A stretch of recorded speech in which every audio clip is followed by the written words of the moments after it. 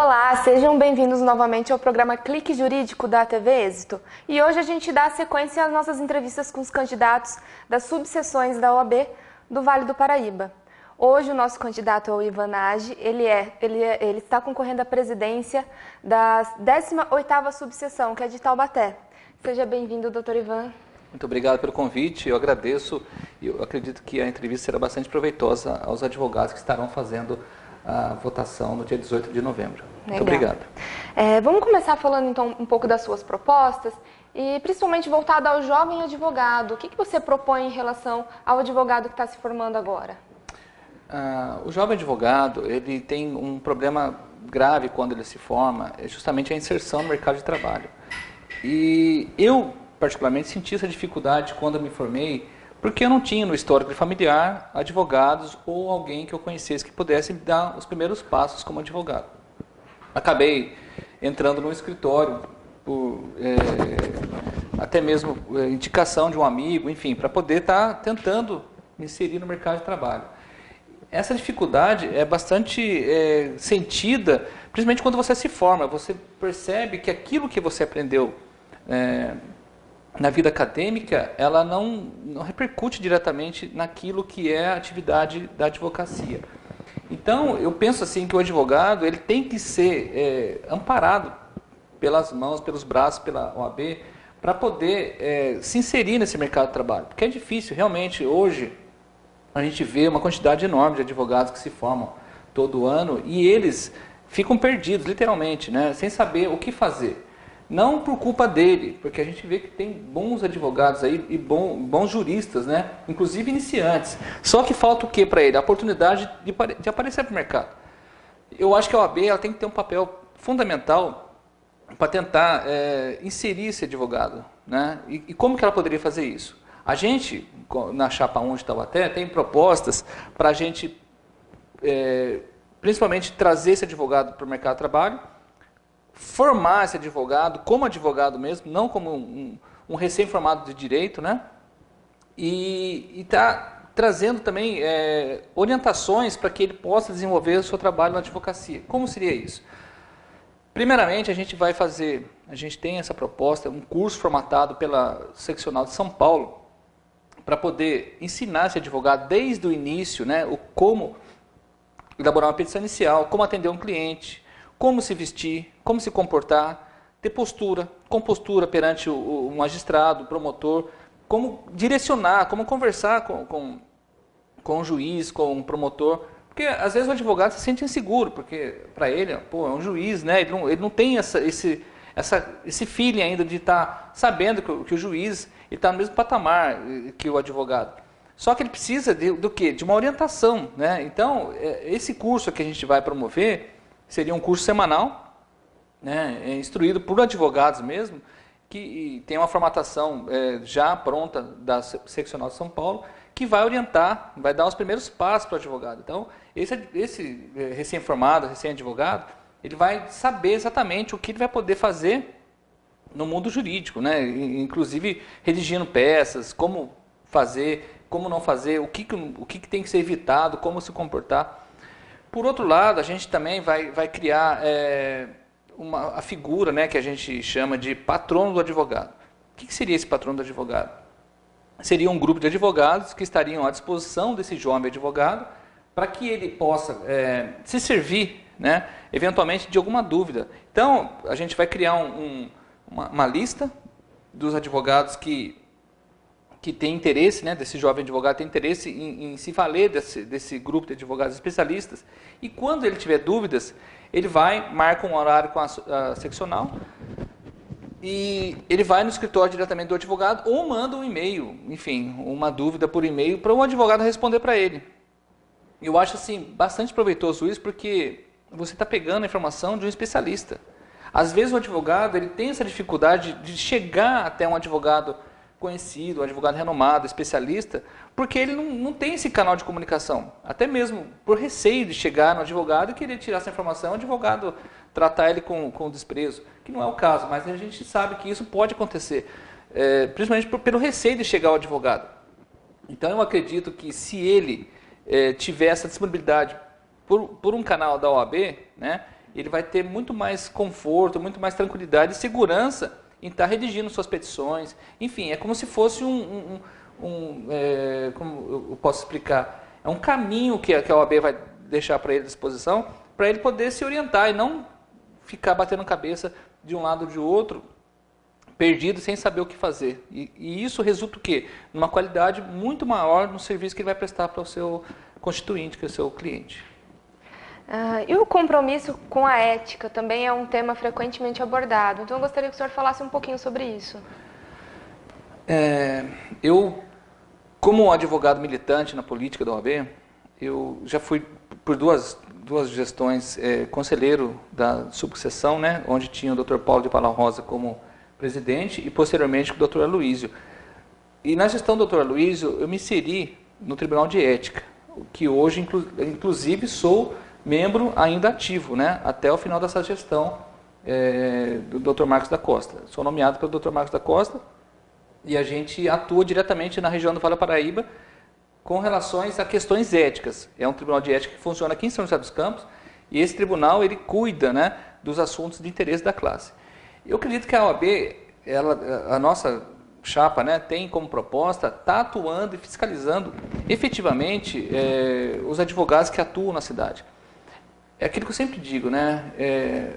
A atuação da advocacia ela é uma atuação cercada por regras, né? A própria OAB ela impõe essas regras ao advogado para que o advogado possa se servir disso e também não ter aquela concorrência desleal com um outro advogado, né?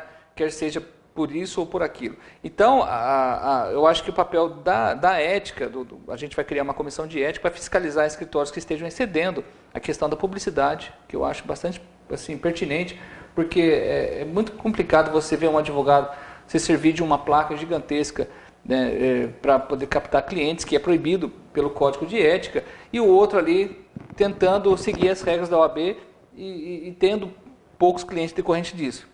Então, eu acho que a atuação tem que ser firme, né? Infelizmente, a gente não quer também prejudicar advogados, mas a gente também quer fazer cumprir as normas que são colocadas à nossa disposição, e isso poder resultar num trabalho mais tranquilo pelos advogados, até para evitar que um ou outro venha a concorrer deslealmente com o seu colega, né? E eu penso assim também que o advogado, ele se sente incomodado com essa situação da concorrência desleal do seu colega, né? E até mesmo hoje a gente vê em Taubaté que tem escritórios atuando com advogados, com bacharéis de direito, né? Tem um advogado, bacharel de direito, às vezes o bacharel de direito atua como advogado, o que também é proibido, né? E como que o senhor propõe incluir a advocacia nessa era digital, com tantas novidades, com tantas inovações tecnológicas? Então, a proposta, isso é um mote de campanha bastante sólido, né? A gente tem como proposta criar uma sala dedicada ao processo eletrônico, na subseção que fica em Taubaté. Como seria isso? Uma sala dedicada mesmo, com equipamentos, né? Computador, scanner, leitor digital, e um acompanhamento de um profissional da área da informática para poder acompanhar esse advogado e estar orientando esse advogado. Desde o peticionamento, criar arquivos PDFs, né? Porque tem toda uma formatação que o tribunal impõe, né? Não só o tribunal, mas o PJE, o Tribunal Federal, cada um tem uma formatação. Daqui a um tempo isso vai ser uniformizado, mas hoje cada um tem uma padronização. Então vai ter um profissional dedicado, um profissional capacitado para estar orientando esses advogados como salvar os arquivos em PDF, como escanear, fazer o escaneamento, e até mesmo fazer a petição para o advogado, porque a gente sabe que tem muitos advogados hoje, principalmente os advogados um pouco mais antigos, que estão sendo segregados porque não têm essa intimidade com a informática. Eles não sabem lidar com a informática. Eles eram da tempo da máquina de escrever. Então, se você coloca um computador para ele mal sabe ligar. Não que o advogado seja uma pessoa, né, ignorante, não é isso. Mas a gente sabe que tem advogado de 80, 70 anos que estão atuando na advocacia e fica perdido, sem saber como fazer um escaneamento. Então a gente vai ter uma equipe dedicada não só para esses advogados, mas como para todos. Porque a gente sabe que isso é uma dificuldade de todo mundo. Então essa sala vai ser dedicada exclusivamente. Além de ter um plantão de dúvidas no dia a dia, que o advogado pode ligar e esclarecer dúvidas com relação ao peticionamento eletrônico. E sobre a Escola Superior de Advocacia, quais são suas propostas? A Escola Superior de Advocacia, eu entendo que ela é vital e fundamental para o aprimoramento profissional do advogado. Sem ela, o advogado ele tem que fazer constantes pesquisas, enfim. Não que o advogado não faça isso no dia a dia, mas eu penso que a formação do advogado ela tem que ser uma constante, né? Até o decálogo do advogado, no seu primeiro preceito, fala que o advogado deve estudar, sem o qual ele cada dia menos ele será advogado. Então, a gente tem uma constante atualização profissional, e isso tem que ser dia a dia, né? Não tem como a gente simplesmente parar hoje para estudar daqui a um mês ou tentar saber o que está acontecendo no mundo jurídico. A gente precisa estar fazendo essa atualização.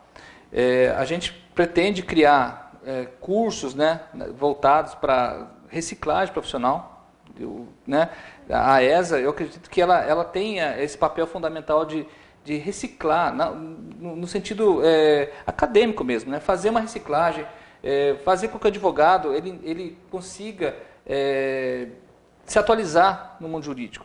Porque, infelizmente, a gente vê que tem alguns advogados, e isso é bastante minoria, que ainda se serve de alguns modelos, algumas coisas que já são ultrapassadas, né? E quando a gente pega a petição, a gente sabe, pô, o advogado está desatualizado, por quê? Porque não houve uma ferramenta para que ele pudesse servir e se atualizar. Então, eu acho que a ESA ela é fundamental para isso. Ela tem que ter cursos de extensão, cursos de atualização profissional. Hoje vai entrar em vigor, em março de 2016, o novo CPC. Seria vital para o advogado estar fazendo um aprimoramento profissional com relação ao novo CPC, e isso poderia ser feito de que forma? Pela ESA. Lamentavelmente, hoje não funciona a ESA em Taubaté, mas a atual gestão ela alega que houve entraves políticos. Não existe entrave político. Até porque a ESA ela é dedicada ao advogado, ao bem-estar do advogado.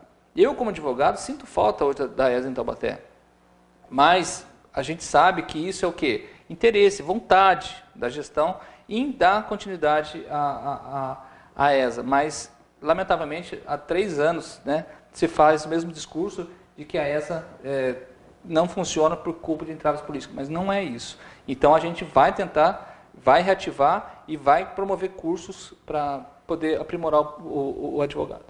Legal. Candidato, para finalizar a nossa entrevista, eu gostaria que você apresentasse as suas considerações finais e falasse de mais alguma proposta que não foi dita aqui no nosso bate-papo. Então, fique à vontade. Eu conclamo os advogados de Taubaté para que façam uma reflexão daquilo que hoje está sendo colocado à disposição dele, como advogado atuante, militante na cidade de Taubaté.